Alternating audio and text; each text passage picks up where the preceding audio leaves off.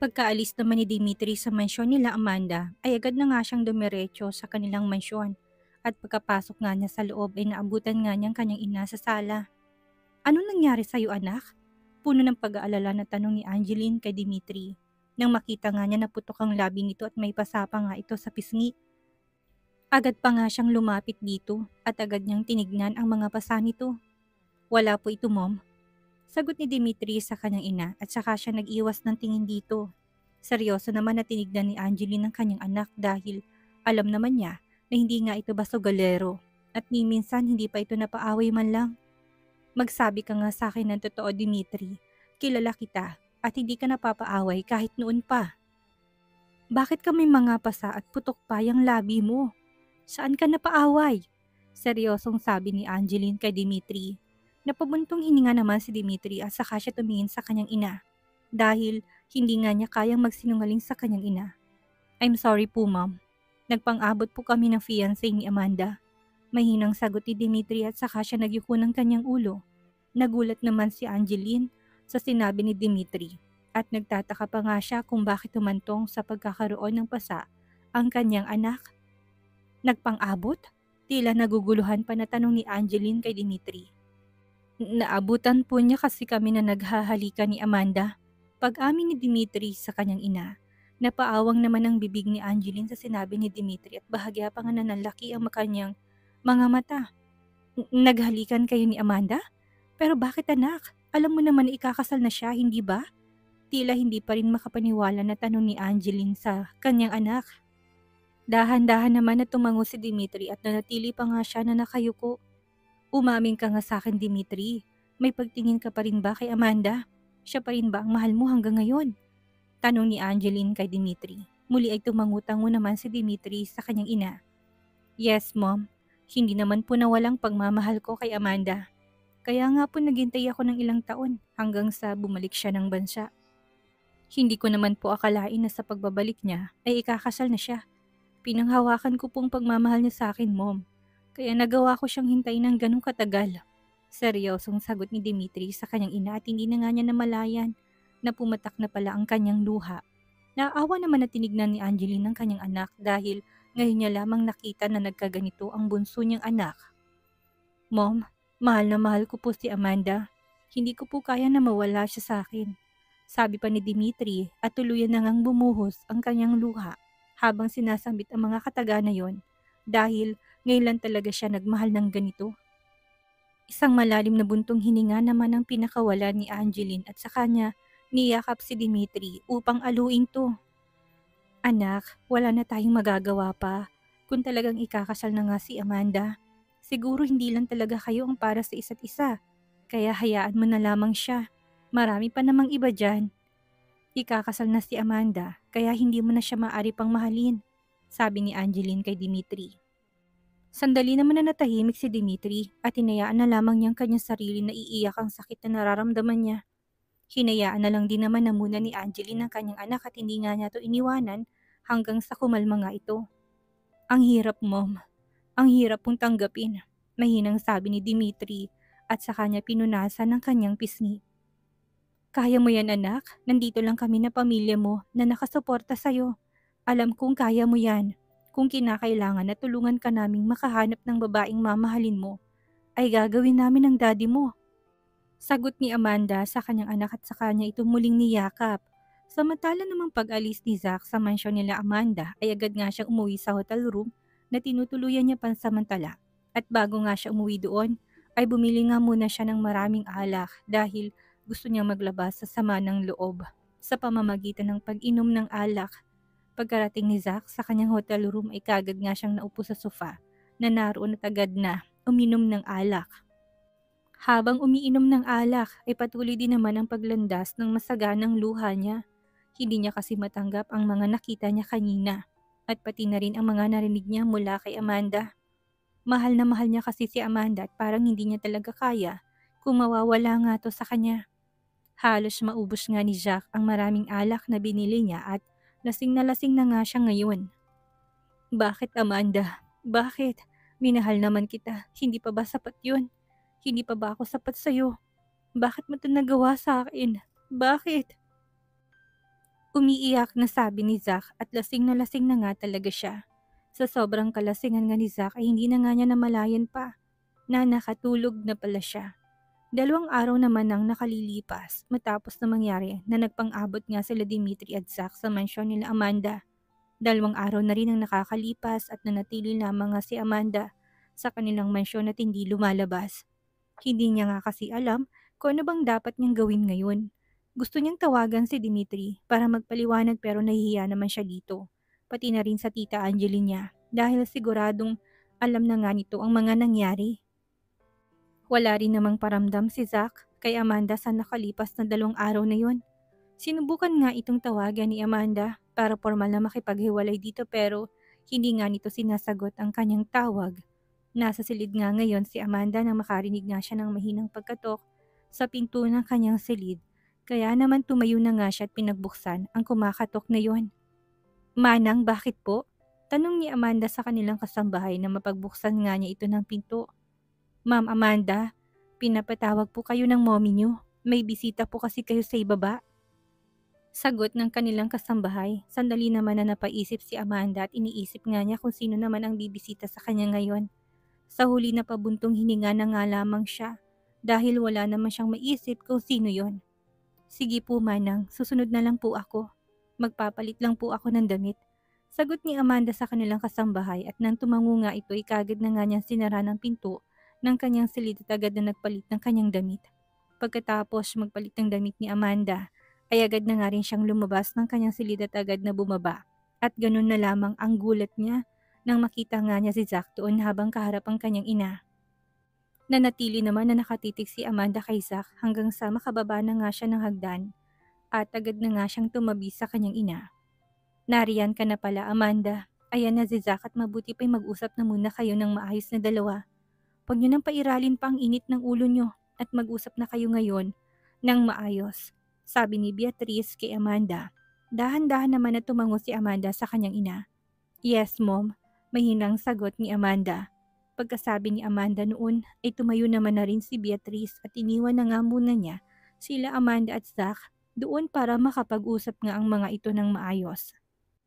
Sandaling katahimikan naman ang namayani kina Zack at Amanda hanggang sa bumuntong hininga na nga si Zack.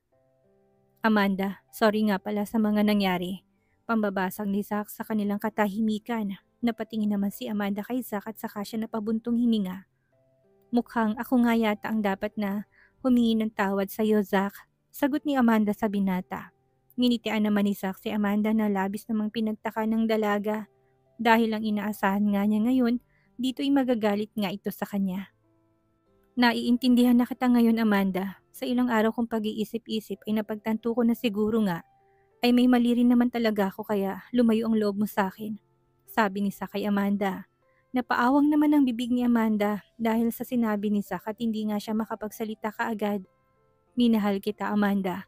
At totoo yun, at sa loob ng 3 taon natin na magkarelasyon. Ay totoong minahal kita pero siguro nga, hindi talaga tayong nakatadhana sa isa't isa. Sabi pa ni Zack. Zack, mihinang sabi ni Amanda. Siguring nagtataka ka kung bakit ako ganito ngayon. Nagtataka ka kung bakit ganito ang mga sinasabi ko sa'yo. Sabi ni Zack at sa kanyang nginitian si Amanda. Mahal kita, Amanda, kaya ko to ginagawa at dahil mahal nga kita, ay gusto ko na maging masaya ka at alam ko na hindi ka magiging masaya. Kung ipipilit ko pa sa'yo ang kasal na yon, kaya pinapalaya na kita, Amanda. Dagdag pa ni Zack. Gulat na gulat naman si Amanda sa sinabi ni Zack dahil hindi niya talaga akalain na magiging ganito ito ngayon dahil akala niya makikipagtalo na naman nga siya dito ngayon. Zack, bakit? Kandautal pa na tanong ni Amanda. Dahil mahal nga kita, Amanda, at gusto ko na maging masaya ka at alam ko na mas magiging masaya ka sa piling ni Dimitri kaysa sa akin. Nakangiti pa na sagot ni Zack kay Amanda. Tila naman hindi pa rin makapaniwala si Amanda sa kanyang mga naririnig at parang hindi nga nagsisink in sa kanyang utak ang mga sinasabi ni Zack. Alam ko namang nagulat ka sa mga sinasabi ko sa'yo ngayon. Pero maniwala ka man o sa hindi, ay pinag-isipan ko itong mabuti. Oo, masakit to para sa akin pero hindi ko naman kayang makita kang malungkot at nasasaktan para lamang sa kaligayahan ko. Alam ko naman na mas magiging masaya ka kay Dimitri kesa sa akin kaya naman pinapalayan na kita, Amanda. Sabi pa ni Zack kay Amanda habang nakangiti pa nga ito, pero kita mo sa mga mata nito ang lungkot.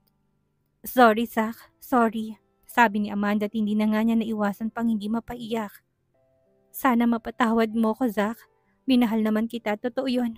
Sa 3 taon natin na magkasintahan ay totoo ang pagmamahal ko sa'yo. Pero nitong bumalik ako ng bansa ay hindi ko maintindihan ang sarili ko dahil bumalik ngang nararamdaman ko para kay Dimitri na pinilit ko nang iwasan noon pa. Dagdag pa ni Amanda habang patuloy nga ito sa pag-iyak. Shh! Huwag ka nang umiyak, Amanda. Naintindihan naman kita, kaya ako nga to ginagawa. Naniniwala naman ako na minahal mo ko noon. Kaya naman nagpapasalamat ako sa pagmamahal mo na yon. Pero siguro nga'y hanggang doon na lang ang pagmamahal mo sa akin. Sabi ni Jack kay Amanda. Patawarin mo ko, Zack. Hindi ko talaga sinasadya. Sorry. Umiiyak pa na sabi ni Amanda sa binata. Huwag ka nang umiyak pa, Amanda. Please, baka mamaya sabihin ng mommy mo pinapaiyak kita. Tumahan ka na, sabi ni Zack kay Amanda. Agad namang pinunasan ni Amanda ang kanyang mga luha at sa kanyang initian si Zack. Salamat, Zack, at naiintindihan mo ko. Sana'y mahanap mo na kaagad ang babaeng para sa'yo dahil alam ko na magiging maswerte siya sa'yo. Dahil mapagmahal ka talaga, Zack. Sabi ni Amanda kay Zack. Sana nga, Amanda, pero sa ngayon magfo-focus muna ako sa kumpanya namin dahil kailangan ko talagang tulungan si Dad. Sagot ni Zack sa dalaga. Dahan-dahan naman na tumango si Amanda kay Zack at bigla nga niyang naalala ang mga magulang ng binata dahil baka nga magalit ang mga to sa kanya. Sila tita, alam na ba nila ang tungkol dito? Tanong ni Amanda kay Zack. Oo, alam na nilang tungkol dito at sa kanila nga rin talaga ako humingi ng payo. At sa tingin ko naman ay tamang payo nila sa akin. Dahil kung ipipilit ko nga ang gusto ko, ay ako lang naman ang magiging masaya nun at baka ikaw ay malungkot lamang at yun ang hindi ko kayang mangyari. Sagot ni Zack sa dalaga. At isa pa, alam ko rin naman na may kasalanan ako sa'yo dahil masyado na kitang nasyakal noon. At pagpagsensyahan mo na sana ako dahil sadyang pagod lamang ako sa trabaho. Kaya palagi ngang mainit din ang ulo ko. Dagdag pa ni Zack. Alam ko naman yun, kaya nga pilit kitang iniintindi. Sorry talaga, Zack, hindi ko intensyon na saktan ka o ano paman. Dahil minahal din talaga kita noon. Sadyang hindi ko lang inakala na babalik pa palang dati kong nararamdaman kay Dimitri. Sana'y mapatawad mo ko, Zack. Sabi ni Amanda, wala ka namang dapat ihingi ng tawad, Amanda, dahil naiintindihan naman talaga kita. Ngayon, wala akong ibang hangad kung hindi ang maging masaya ka sa piling ni Dimitri. Sagot ni Zack kay Amanda. Sa loob kasi ng 2 araw na pagkukulong ni Zack sa kanyang hotel room ay napag-isip-isip nga niya tungkol sa mga bagay na yon. Nung uni galit na galit talaga siya at parang hindi niya kayang mawala si Amanda sa kanya. Pero nang makausap nga niyang kanyang mga magulang at sinabi nga niyang mga nangyari ay ipinaliwanagan nga siya ng mga to. Mabuti na lang talaga at hindi siya gumawa ng kahit na anong hakbang na makakapanakit siya ng ibang tao. Nakinig na nga lang talaga siya sa kanyang mga magulang dahil tama rin naman talagang mga sinabi ng mga to sa kanya. Napapansin na kasi ng mga magulang ni Zack na nagiging mahigpit nga siya kay Amanda at alam na mga to na nasasakal din naman si Amanda sa ginagawa ng kanilang anak. Kaya naman pinaliwanagan na lang din nila ng maayos si Zack. Oo, masakit para kay Zack ito dahil mahal na mahal nga niya talaga si Amanda. Pero napag-isip-isip niya na parang sinasaktan niya lamang lalo si Amanda kapag naikasal ito sa kanya. Dahil alam naman din niya sa sarili niya na hindi na nga siya nito mahal. Tandaan mo na nandito lang ako palagi, Amanda. Pwede mo akong maging kaibigan. Nakangiti pa na sabi ni Zack. Pero ngayon pinapalaya na kita, Amanda. Mahal kita at gusto ko na maging masaya ka. Kaya pinapalaya na kita ngayon, dagdag pa ni Zack. Salamat, Zack. Maraming salamat. Sabi ni Amanda kay Zack at saka nga siya lumapit dito at kaagad na nga siyang yumakap. Sabi na't hindi na nga niya muling napigilan ang kanyang luha. Gumanti rin naman ng yakap si Zack kay Amanda at nagpapabuntong hininga na nga siya. Habang yakap niya ang dalaga dahil alam niya ngayon na hindi na nga siya nagmamay-ari ng puso ng dalaga. Pero sa kabila nun napangiti na lang din siya dahil kahit papano ay maluwag sa dibdib niya. Ang lahat ng ito't alam naman niya na mas magiging masaya si Amanda sa piling ni Dimitri. Minahal kita, Amanda. Tandaan mo yan, ha? Minahal kita. Bulong pa ni Zack kay Amanda. Humiwalay naman si Amanda sa pagkakayakap niya kay Zack at kagad nga siyang tumangutango sa binata. At matamis niya nga tong initian. Oo, tatandaan ko yan, Zach. Minahal din naman kita pero siguro ngay hanggang doon na lang talaga tayo. Sagot ni Amanda kay Zach. Matamis naman ang nginitian ni Zach si Amanda at saka nga niya to hinawakan sa kamay. Kailangan ko na rin nga palang umalis ngayon, Amanda. Mag-ingat ka palagi dito ha, sabi pa ni Zach. May lakad ka ba? At parang nagmamadali ka? Kunot noo pa na tanong ni Amanda kay Zach.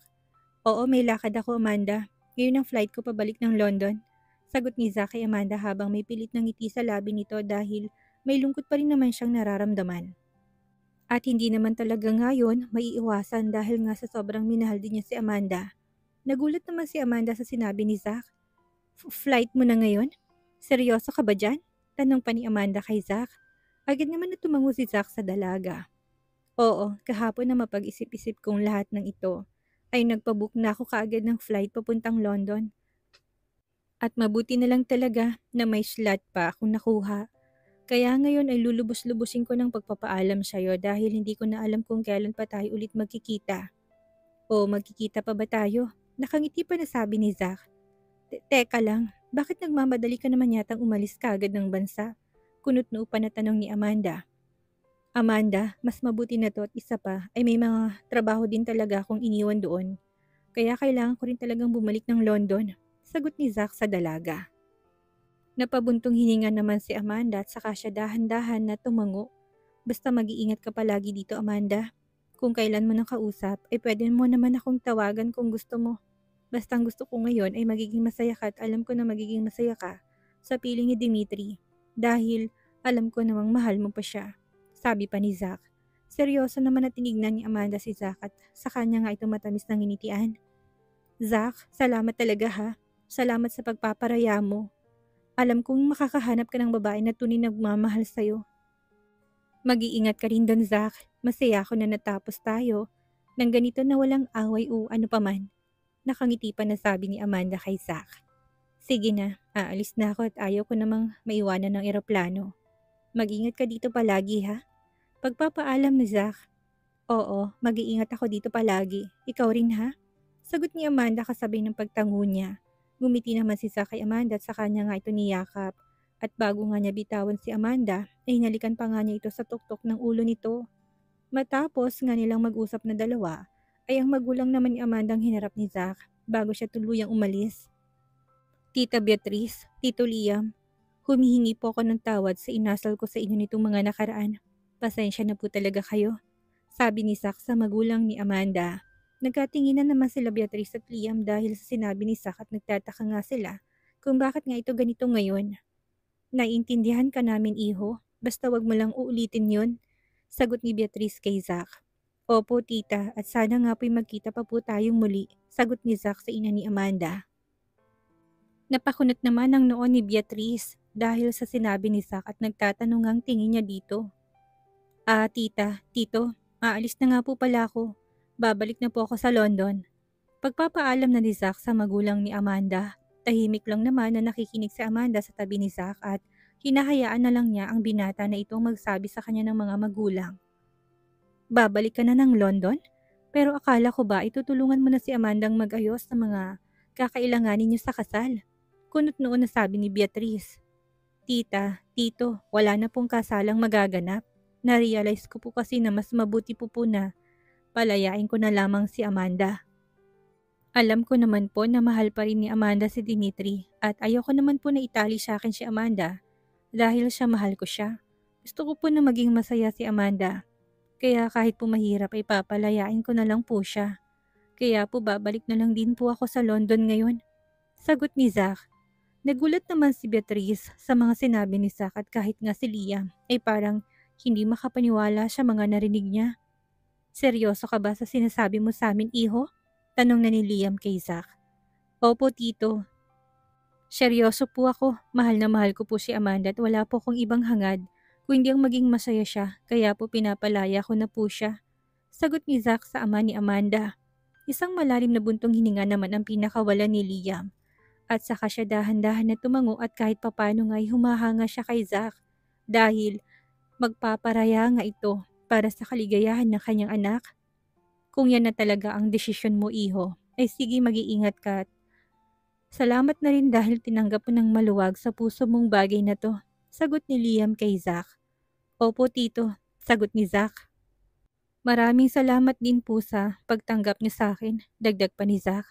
Hindi na rin naman nagtagal pa si Zack at agad na nga rin siyang nagpaalam kay Amanda at sa pamilya nito. Mabilis namang lumipas sa mga araw at ngayon ngay balak ni Amanda na pumunta sa mansyon ng pamilya Chua. Balak niyang kausapin ngayon si Dimitri dahil mas gusto niya na makausap niya ito ng personal kaysa sa phone lang. Pinalipas lamang din niya na munang ilang araw dahil may mga inasikaso pa kasi siyang ilang bagay. At ngayon nga ay wala na siyang ibang gagawin kaya naisipan na nga niya na puntahan si Dimitri sa mansyon ng pamilya nito dahil sigurado siya na nandun ito ngayon dahil nga araw ngayon ng linggo. Tinawagan mo na ba muna ang tita Angeline mo? Nagsabi ka muna na pupunta ka sa kanila. Tanong ni Beatrice kay Amandang makita nga niya ito na nakabihis na. At handa na ngang umalis.